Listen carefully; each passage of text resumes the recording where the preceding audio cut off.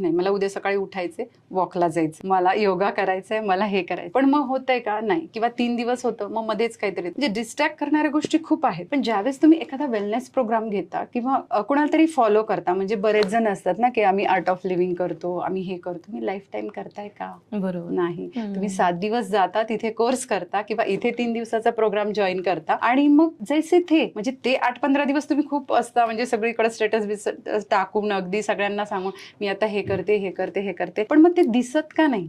मग तुमचं वजन का कमी होत नाही? तुमचा चेहरा का हॅपी दिसत नाही? तुम्हाला का दवाखान्यात जावं लागतं? कारण तुम्ही ते करत नाही कंटिन्युअस. सो त्याच्यासाठी तुम्हाला ही गरज आहे. म्हणजे वेलनेसचं तुम्ही जे विचारलं की गरज आहे का, तर खरंच गरज आहे. कारण धावपळ तुमची एवढी होती, तुम्ही आरडाओरडा, म्हणजे घरात मुलगा ओरडतोय आणि तुम्ही ए आरडाओरडा थांबव, तूच किती आरडाओरडा करते.